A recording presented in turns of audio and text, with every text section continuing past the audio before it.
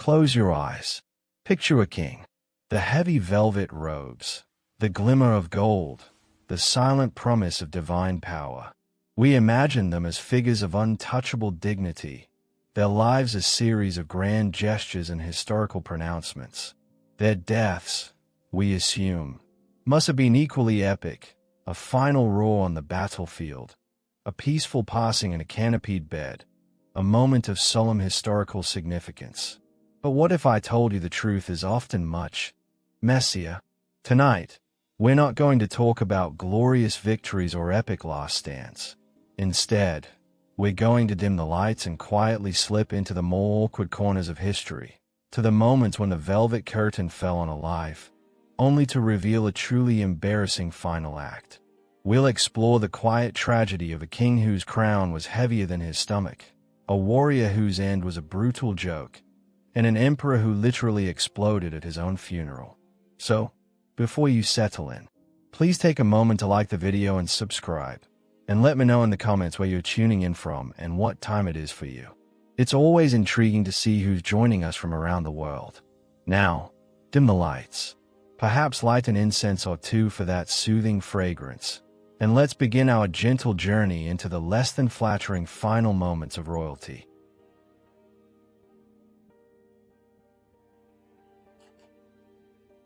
Imagine, for a moment, the muffled stillness of a cold February evening in Stockholm, in the year 1771. The air outside is crisp, the kind of quiet cold that makes the frosted panes of the windows seem like fragile paintings.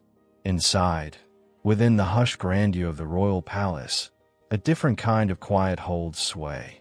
It's not a quiet of solemnity or peace, but rather one of mild boredom, of a slow, predictable rhythm. Our subject is King Adolf Frederick of Sweden, a man who, history quietly observes, was more interested in the simple, earthly pleasures of the table than the grand, tangled knots of his court. He was, to put it gently, a walking treaty with a very empty legislative calendar, a monarch whose power had been so thoroughly clipped by the estates of the realm that his greatest influence was felt not in the halls of government, but in the kitchens of his own palace. He was a king in name, a symbol in form, and a man who found his truest comfort not in the divine right he was born into, but in the comforting, tangible substance of a good meal. And so, we find him this evening, seated at a heavy, polished oak table. It is Fat Tuesday, a day of indulgence before the solemn fast of Lent, a final exhale of earthly comfort before a period of quiet spiritual deprivation. The entire atmosphere is one of profound, yet gentle, sensory experience. The hundreds of candles flicker with a soft, persistent glow, casting long, swaying shadows that make the gilded cornices of the room seem to undulate like sleepy gold snakes. The only sound is the gentle clatter of silverware on porcelain, a distant, musical kind of sound that echoes the unhurried pace of the evening. The king's hand, a plump, well-fed hand, reaches for a serving spoon, and in the quiet, the simple act of eating becomes a kind of prayer, a ritual of solace and satisfaction. He began his final meal with a spread fit for a monarch, yet one that speaks more of solid, reliable comfort than of exotic spectacle. There was a heap of steamed lobster, the shells of beautiful, deep scarlet, their flesh impossibly tender. He savored the salty brine of caviar, tiny black pearls that popped with a whisper of the sea, each one a fleeting reminder of a world beyond the palace walls. There was a mound of sauerkraut, a humble dish, its sour tang a perfect counterpoint to the richness of the other foods. And there were strips of smoked herring, salty and savory, a quiet, insistent flavor on the tongue. All of this was, of course, punctuated by multiple glasses of his favorite champagne, a drink that sparkles with a certain kind of promise, a light, fleeting effervescence that seems to dance on the air before it is gone. Each sip was a quiet punctuation mark, a moment of fizzy respite before he returned to the serious business of consumption. As the evening wore on, the courtiers, the diplomats, the silent servants, They all went about their business with a practiced, unobtrusive grace. They were like quiet ghosts in the background of his life, their faces a blur of polite deference. They knew his habits. They understood his simple pleasures. They knew that a man with little political power often seeks comfort in things he can control, things that are tangible and predictable. The king could not command a parliament to bend to his will, but he could command the kitchen staff to bring him another dish, another glass, another moment of quiet, certain joy. And so, the meal continued, a slow, methodical march towards its final, inevitable destination. But it was a grand finale that truly secured his place in history, the quiet, mundane event that would forever overshadow any minor political treaty or cultural decree of his reign. He had a particular, almost profound, love for a cream-filled pastry called a semla. A single semla is a respectable dessert, a simple puff of sweet, spiced dough, a delicate cloud of whipped cream, and a dusting of powdered sugar. It is a thing of simple, wholesome joy. But King Adolf Frederick did not stop at one. He was not a man of moderation. His journey had become a quest, a pilgrimage of the palate. He indulged in another, and then another, and then another, and so it went, a gentle, inexorable rhythm of eating. His hand would reach, his fingers would grasp the delicate bun, and he would bring it to his mouth with a quiet sigh of contentment. The soft dough gave way with a gentle resistance, the cloud-like cream collapsing, and the sugar leaving a sweet, ghostly trace on his lips. The silent, observing courtiers might have exchanged a subtle glance, a quiet, conspiratorial communication conveyed not by words but by the slightest raising of an eyebrow. They had seen this before. They knew the pattern. But tonight, the pattern was different. Tonight, it seemed to have no end.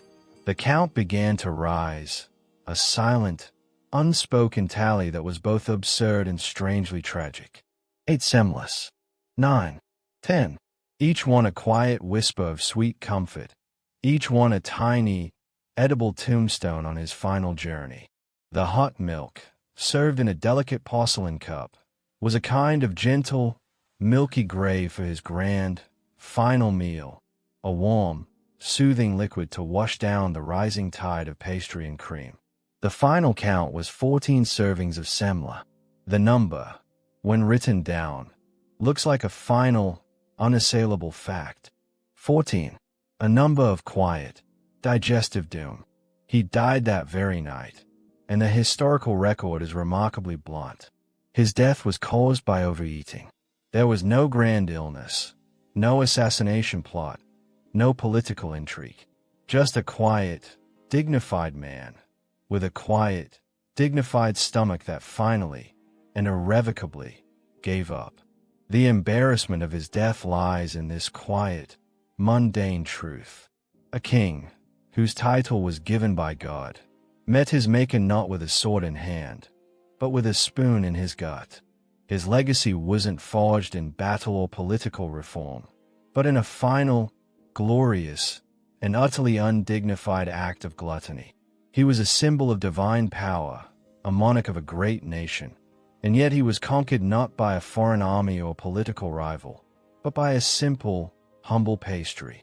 The contrast between the grandeur of his title and the quiet, almost childlike gluttony of his final act is a testament to the strange, ironic truths that history often whispers to us. He was a man, prone to weakness, prone to the same simple, comforting cravings that haunt us all, and in the end, it was not the crown that defined him, but the semla. The empires may have fallen, and the dynasties may have crumbled, but their most embarrassing moments still live on, not in dusty history books, but in us.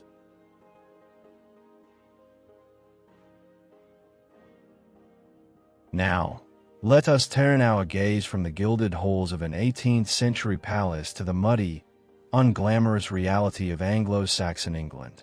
The world is a colder, harder place, scented not with roasted meats and champagne, but with damp earth, wood smoke, and the ever-present tang of battle. We are in the year 1016, and our subject is King Edmund Ironside, a man whose name alone speaks of his character. He was a warrior king, a quiet but formidable force, a living testament to the brutal, relentless will required to survive in a world where power was forged in steel and maintained in a constant state of watchful tension. Edmund was not a man of luxury. He was a man of action. He was the son of a weak and indecisive king, and he earned his name not through inheritance, but through the sheer, unyielding force of his will. He fought tirelessly against the invading Danish forces of Knut the Great, a rivalry so intense it seemed to exist on a cosmic scale. Two immense forces locked in a struggle for the very soul of England. We can imagine him as he was, a man whose hands were calloused from the hilt of a sword, whose shoulders bore the weight of chainmail as if it were a second skin. He had the quiet, focused gaze of a man who has looked death in the face many times and knows its cold, indifferent stare. His body was a tool, honed for one purpose: to command, to fight, to endure. There was a certain dignity to this, a raw, primal respect for a man who could hold a kingdom together with nothing but his courage and his strength. And so, it is against this backdrop of immense, almost mythic, fortitude that the details of his death stand in such grotesque, ironic relief. The story, as told by the medieval historian Henry of Huntingdon, is a kind of brutal joke, a quiet slap in the face of all his warrior pride. It takes place not on a battlefield or in a great hall, but in the most private, most vulnerable, and most utterly undignified of places, the privy. Let us, with a gentle narrative hand, step into this small, humble chamber. The room itself would have been a stark contrast to the grand, public spaces of the royal court. It would have been small, perhaps with walls of rough-hewn stone that held a persistent chill. The air inside would have been still, thick, and carrying a faint, earthy scent. The privy seat itself was likely a simple wooden bench with an opening cut into it, positioned over a deep shaft that dropped to a cesspit below. There was a profound silence to such a place, broken only by the quiet creak of wood, the rustle of clothing, and the soft, internal sounds of a man at his most unguarded. It is a simple, universal truth of the human condition. No matter how great your power, no matter how many armies you command, you must, from time to time, perform the duty of nature. It is a leveling act, a moment of profound physical surrender that all of us, from the lowliest peasant to the mightiest king, must face.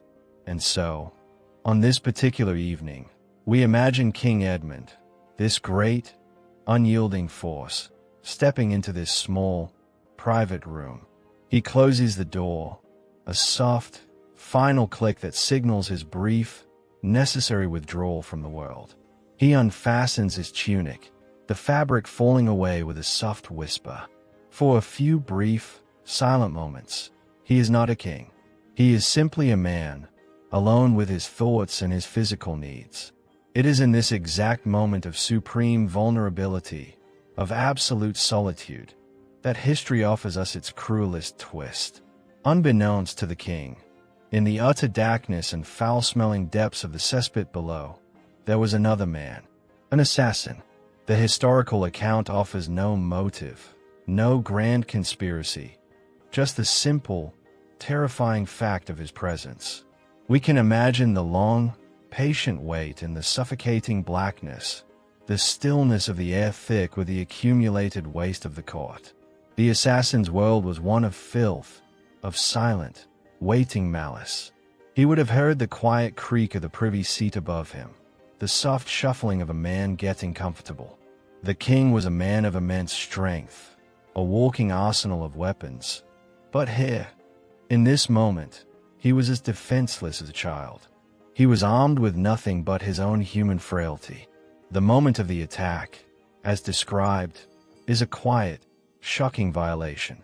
The assassin, with a sudden, horrifying quickness, emerged from the darkness below and, using a weapon, stabbed the king in the private parts. The description is sparse, almost detached, as if the historian himself was trying to filter the gruesome details through the cool, professional distance of his prose. There is no mention of a struggle, no great cry of a dying king, no final, glorious speech. Just the sudden, grotesque puncturing of dignity. The death was not that of a warrior in battle, but of a man at his most unguarded, a quiet, brutal joke played by fate. The utter humiliation of this death cannot be overstated.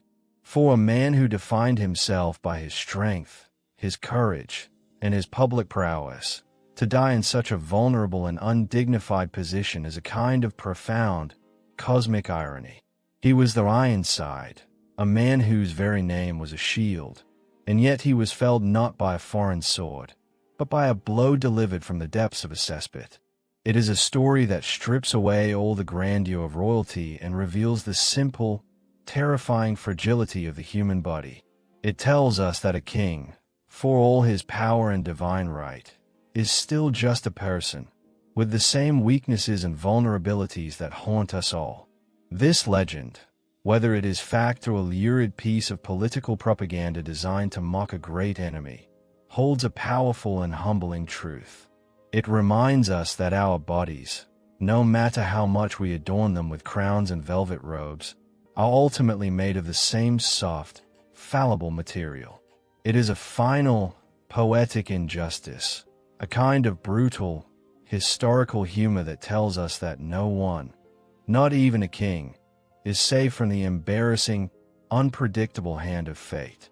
For King Edmund Ironside, the great warrior, the final battle was not fought with a sword, but in the most private of moments, and his epitaph, whispered through the ages, is not one of glory, but of the silent, humbling truth of human mortality.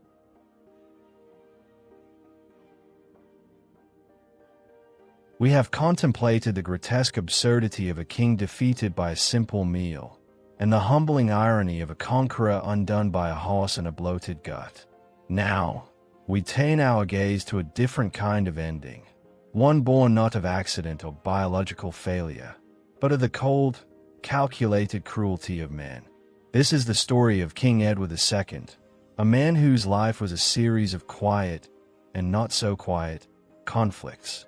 He was a king whose reign was defined by his tumultuous relationship with his nobles and, most of all, with his own queen, Isabella. History quietly suggests that Edward was a man who did not fit the mold of his time. He was drawn not to the rough, loud world of medieval warfare, but to the softer, more gentle pursuits of his own choosing. His affections and loyalties lay with companions, and this, in the eyes of his nobles and his formidable, political-minded wife, was a fatal weakness. It was a kind of defiance, a quiet rejection of his kingly duties, and it built a tension in the heart of his kingdom that was like a slow, insistent pressure, growing heavier with each passing year. The atmosphere around King Edward was one of polite, simmering coldness. His court was a place of whispers and sidelong glances, where the rustle of silk could carry a hint of betrayal. The people saw a king who spent his time and his resources on his favorites, not on the business of the kingdom. And his queen, Isabella, a woman of ambition and cunning, eventually found herself alienated, cast aside, and deeply, profoundly resentful. The stage was set for a quiet, deliberate fall. Edward was eventually deposed, a fragile, broken man, stripped of his crown and imprisoned. He was a king without a kingdom, a man without his trusted friends, and he was sent to live out his days in the deep, echoing silence of Berkeley Castle. Now, let us turn our attention to the story of his final moments. It is a story so shocking, so lurid, that it is widely considered to be a piece of elaborate political propaganda. But whether it is truth or dark fable, it holds a profound and terrible lesson. The legend tells us that Edward's captors, acting on orders from the Queen and her lover, Roger Mortimer, were tasked not just with his death, but with a death that would be a final, grotesque statement on his life. This was not to be a quiet, efficient assassination. This was to be a slow, agonizing punctuation mark on his reign. The room, we can imagine, would have been a place of profound dread. It was a cold, stone cell in a castle that had stood for centuries. The air would have carried the scent of damp earth and old sorrow. There would be no candlelight, only the heavy, oppressive darkness of a place where light and hope were extinguished. The silence was likely broken only by the quiet drip of water somewhere in the background, a relentless sound that measured the long, slow passage of time. And it was in this silence, in this cold, unfeeling chamber, that the legend unfolds. The story, in its terrifying simplicity, is that the assassins took a red-hot poker and inserted it into his anus. But we will not dwell on the physical horror of the act itself. To do so would be to miss the profound, chilling symbolism of the story. For the true horror of Edward II's death is not in the gruesomeness of the method, but in the meaning behind it. It was, in essence, a final, grotesque assault on his royal dignity. A red-hot poker, a common, domestic tool, was used to violate the sacred person of a king. It was a form of justice that spoke of a deep-seated contempt for his perceived unnatural affections and his rejection of the masculine, procreative duties of a medieval monarch. The punishment was not only meant to kill him, but to symbolically unmake him, to destroy his very essence as a man and a king. His death was a final, brutal lesson on the dangers of straying from the expected path. It was a public and political defilement, carried out in the deep, unseen quiet of a stone dungeon. In the silence, the legend has a final, chilling detail that we must contemplate. The historical whispers tell us that as the act was carried out, King Edward's captors put a horn to his mouth to muffle his screams. This is the part of the story that turns a moment of visceral horror into a kind of quiet, muffled, and deeply personal tragedy. The loud, uncontainable sound of a man in agony was silenced, not by the absence of pain, but by the calculated, deliberate act of his tormentors. His cries were not meant for the ears of the world, but were a private, unheard symphony of pain, echoing only in the stone walls of his cell. His death was not a loud, public spectacle. It was a quiet, almost domestic, act of violence, hidden away from the prying eyes and ears of a kingdom that had grown tired of him. The debate over his death only added to the haunting nature of the story. Was he truly killed this way? Or was it an elaborate lie, a piece of dark propaganda cooked up by Isabella and Mortimer to justify their usurpation and to stain Edward's memory for all time? Some historians believe he was not killed by a poker, but was simply smothered, a far less theatrical but equally brutal end. Others suggest he might have escaped and lived out his days in secret. But the story of the red-hot poker has endured for centuries, not because of its historical accuracy, but because of its powerful, symbolic truth. It is a testament to the fact that sometimes the most horrific stories are not the ones that are loudest and most violent, but the ones that are hushed and full of a cold, quiet dread. For Edward II, the most powerful man in England, his final moments were not one of a hero's death, but of a quiet, humiliating, and utterly terrifying end.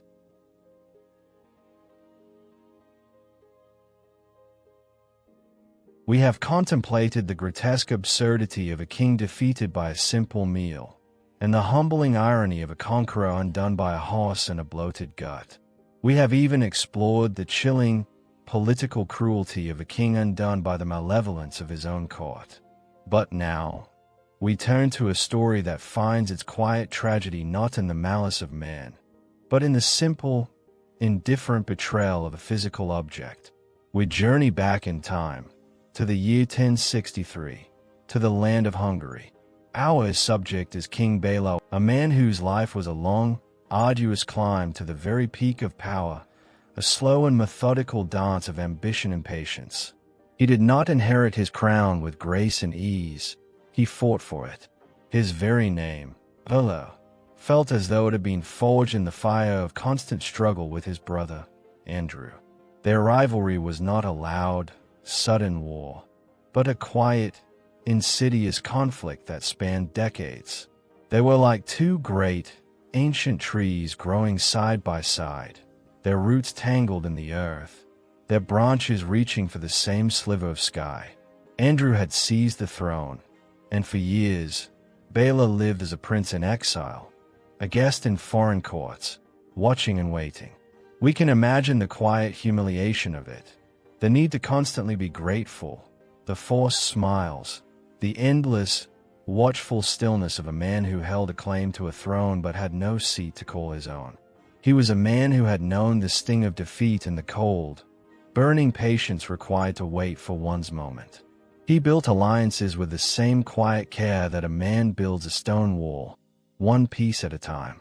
Every battle he fought, every favor he earned, was a slow, methodical step on a long staircase leading to his final, cherished goal. When he finally achieved his goal, when he finally stood victorious and Andrew was no more, the silence that followed must have been profound. It was not merely a victory, it was a vindication. It was the culmination of a lifetime of quiet struggle and public defiance. And so, we can imagine the deep, soul-satisfying quiet that must have settled upon him as he finally took his seat. The throne itself was not a grand, gilded masterpiece of fragile artistry. In the 11th century, such a piece of furniture was more likely to be a heavy, unyielding construction of oak or ash, perhaps ornately carved with the symbols of his line, but built for function and a certain kind of solemn, unyielding permanence. We can imagine the feel of the old wood beneath his hands, the subtle scent of its grain, the way the light from the tall, narrow windows fell across its dark, polished surface. It was more than just a chair. It was the physical embodiment of his triumph. Every carved lion, every scrolling vine, every piece of joinery was a silent testament to the long, hard journey that had brought him to this moment. It was the very foundation of his rule, a solid and trustworthy symbol of the stability he had fought so hard to create. He sat there, a king finally at peace, his long war finally over, his patience finally rewarded. The kingdom was his. The throne was his. He was home. But a king, for all his power, is still a man, and the solid ground beneath his feet is still just earth, and the throne of his authority is still just wood. It is here that history, in its quiet, dark humor, plays its cruelest trick. The legend of Balaam's death is a kind of absurd, philosophical slapstick, a final, embarrassing reminder of the fragility of even the most powerful of human constructs. We are told that he was in his palace in a place called Domos, holding court in a hall that was as quiet and serious as the man himself.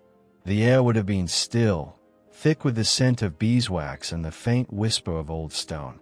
He had sat on that throne countless times before. It had held his weight, the weight of his authority, the immense, invisible weight of a kingdom on his shoulders. Though it had felt solid, trustworthy, unmovable. But on this particular day, in the year 1063, something was different. Perhaps a joint had loosened over time, a slow, quiet, imperceptible decay brought on by the natural give and take of 1,000 humid summers and freezing winters. Perhaps a hidden knot in the wood, a flaw in the grain that had lain dormant for centuries, had finally given way under the weight of a man who had lived his life under immense pressure. The historical record is silent on the specifics, offering only the simple, final truth of the event. The throne collapsed. There was no grand, dramatic crash. The sound was likely a small, contained betrayal. An initial, almost unnoticeable creak, the kind of sound old furniture makes when it settles, a sound that everyone would have ignored, followed by a deeper, more profound groan of stressed timber, a sound that speaks of final, unavoidable failure. And then, a quiet, sickening snap of splintering wood, a sound of profound, unchangeable betrayal. We can imagine the moment of shock and confusion, the sudden, disorienting feeling of a man who thought he was sitting on the most solid object in his kingdom, only to find himself falling. The thud of his body hitting the floor, the shower of splinters, the horrified, panicked cries of the servants and courtiers. It was a moment that lasted only a second, a fleeting instant of profound, unchangeable betrayal. The throne, the very seat of his authority, had simply given way, and it caused him a fatal injury. The history books do not elaborate on the gruesome details, and we will not either. Instead, let us quietly contemplate the full, terrible absurdity of it.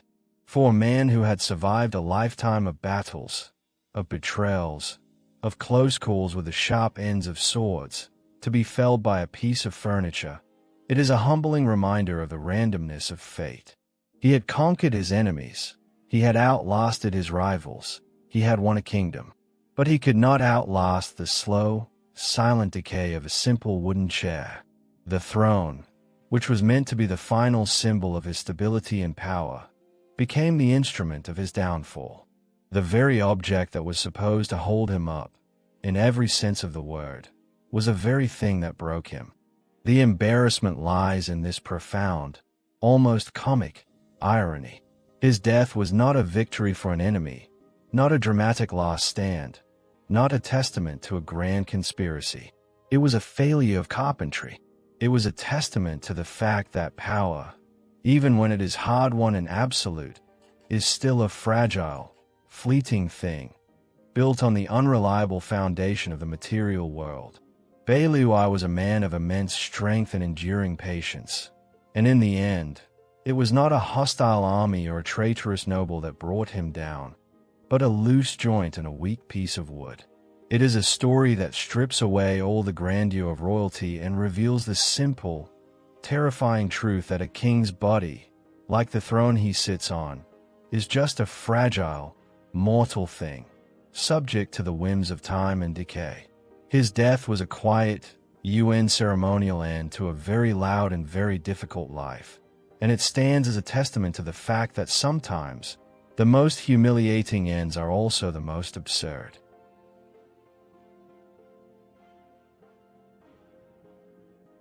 We have contemplated the grotesque absurdity of a king defeated by a simple meal, and the humbling irony of a conqueror undone by a horse and a bloated gut.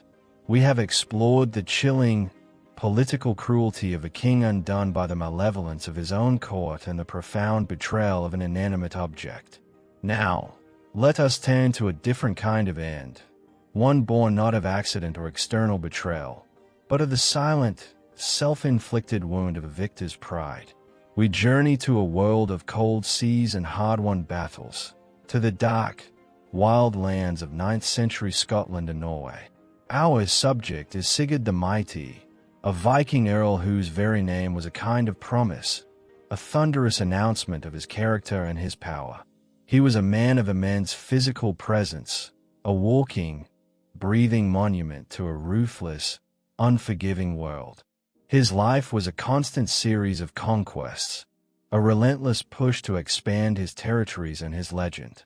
When we picture him, we imagine the silent, forceful cut of a longboat through the frigid water, the smell of salt and leather, the weight of an axe in his hand, and the quiet, unyielding focus in his eyes. He was a man who knew the language of steel and the silent communication of a shield wall.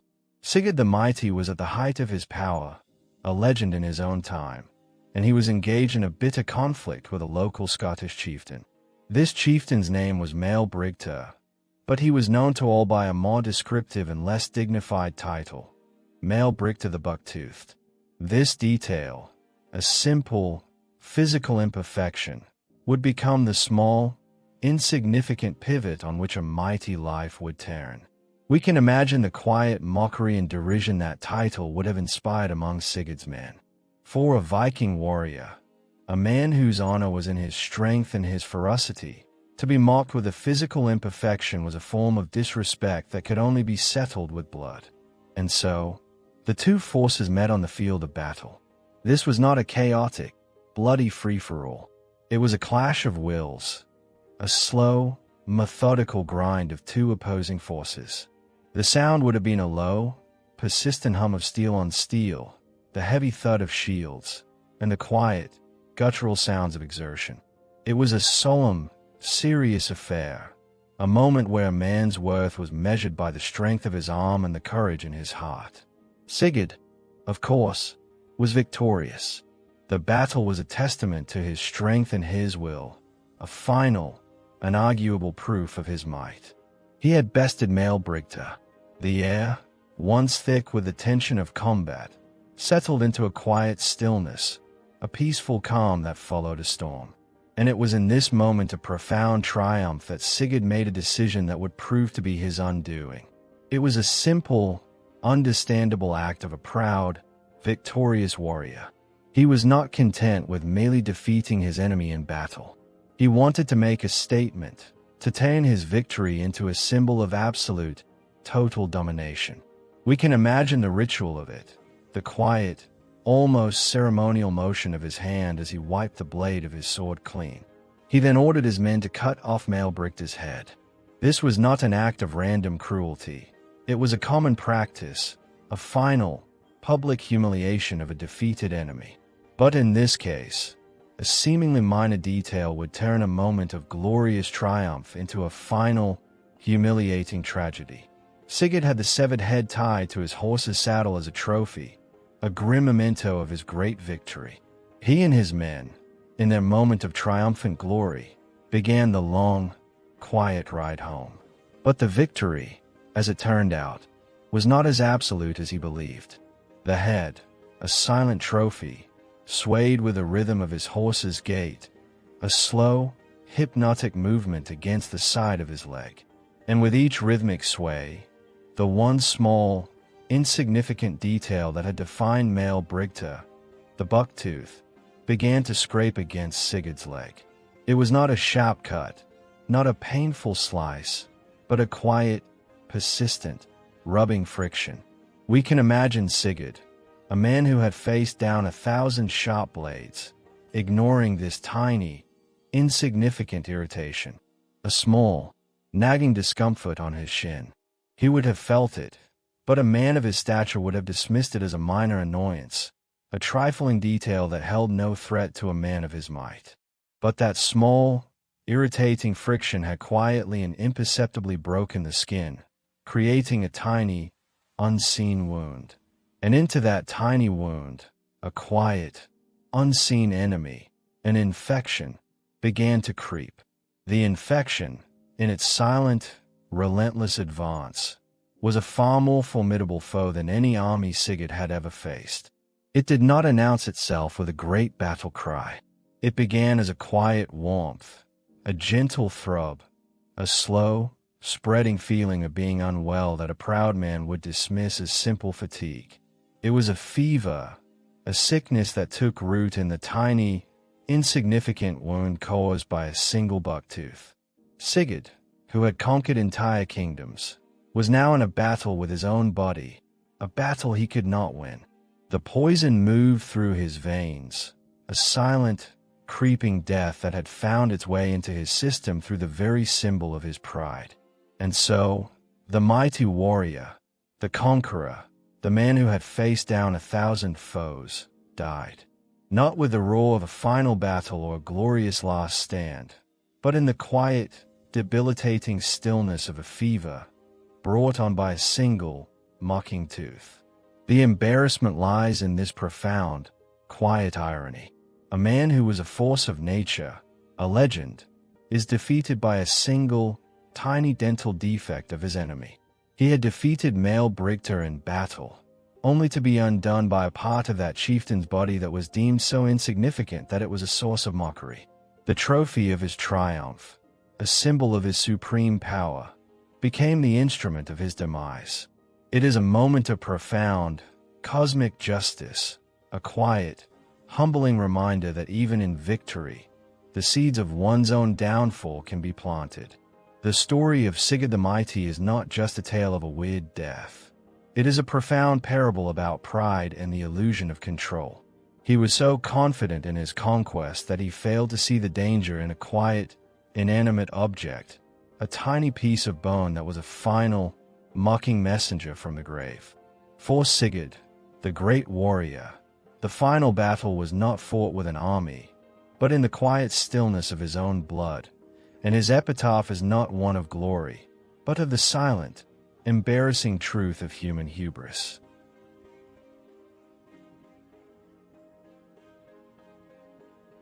We have now discussed the individual tragedies of kings undone by pride, by a piece of furniture, and by their own bodies. But history, in its quiet and sometimes terrible wisdom, also offers us a chilling reminder that our fates are not always a matter of personal failure or individual weakness. Sometimes, the end comes for us not alone, but in a crowd, and not from the hands of an enemy, but from the simple, indifferent failure of the very ground beneath our feet. We journey back to the year 1184, to a place of great power and solemn purpose, the Petersburg citadel in the German city of Erfurt. Imagine the scene, a quiet summer day, warm and heavy with the promise of rain. The citadel itself was a place of immense, unyielding security, its walls thick and cold, its stone a silent testament to the long, enduring history of the region. The air within its courtyards would have held a certain kind of stillness, a feeling of safety and authority that could not be shaken. But on this day, the inner hall of the citadel was anything but still. It was filled with the most powerful men in the region, a grand assembly of nobles, dukes, and princes, all gathered under the watchful eye of the Holy Roman Emperor, Henry VI. This was a meeting of profound political importance, a gathering to settle a long-simmering dispute between a count and a prince-archbishop. The room would have been filled with a kind of quiet, humming energy, the gentle murmur of 100 conversations, the soft glint of metal and velvet, the low, serious tones of men who held the fate of nations in their hands. They were the very foundation of the realm, the men whose power was as solid and unassailable as the stone walls around them. They were safe. They were secure. They were the masters of their world. But the masters of their world had failed to notice a fundamental, quiet truth. The foundation of their gathering was not stone, but wood. And the wood was old. The hall in which they were gathered was on the second story, built over a latrine, a large pit of human waste, a simple, necessary part of the castle's architecture.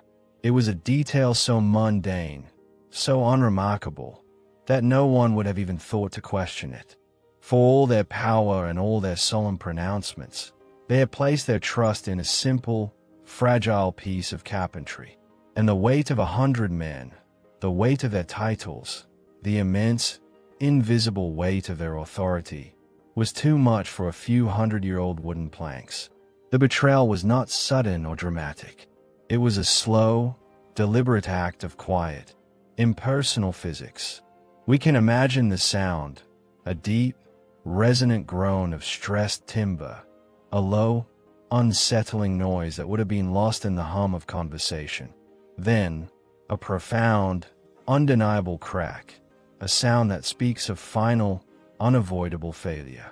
The very ground beneath their feet, the foundation of their grand assembly, began to give way, and in that terrifying, disorienting instant, all the power, all the dignity, all the titles of these great men meant absolutely nothing. The wooden floor, the simple, quiet, unremarkable thing that held them up, simply disappeared.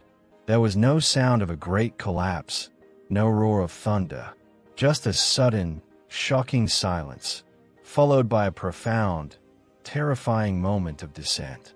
They fell, a great mass of velvet and steel, of dignity and power, into the dark, fetid pit below. The fall itself was not the end. The final, humiliating tragedy was the end they met in that pit. The historical accounts tell us that over 60 nobles either drowned or suffocated in the latrine. This was not a quick, clean death. It was a slow, terrible, and utterly undignified end. It was an end so foul, so vile, that it speaks a truth far more powerful than any grand historical battle. For these men, who had commanded armies and governed kingdoms, were rendered utterly helpless by a few feet of human waste. The horror of their end lies not in the gore, for there was none, but in the sheer, profound shame of it. They were not felled by an enemy sword or a great plague.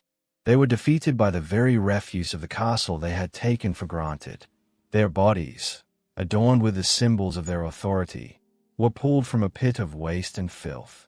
The grand, historical meeting, meant to be a solemn show of power, ended as a grotesque, silent monument to human frailty. All their dignity, all their titles, all their power, meant absolutely nothing in that dark, suffocating space. It was a final, unarguable proof that no matter how high we build our castles or our titles, we are all ultimately subject to the simple, brutal realities of physics and mortality. And so, the greatest men in the region met their end in the most disgusting way imaginable. It was a quiet, UN ceremonial end to lives that had been loud and full of purpose. The empires may have fallen, and the dynasties may have crumbled, but their most embarrassing moments still live on. Not in dusty history books, but in us.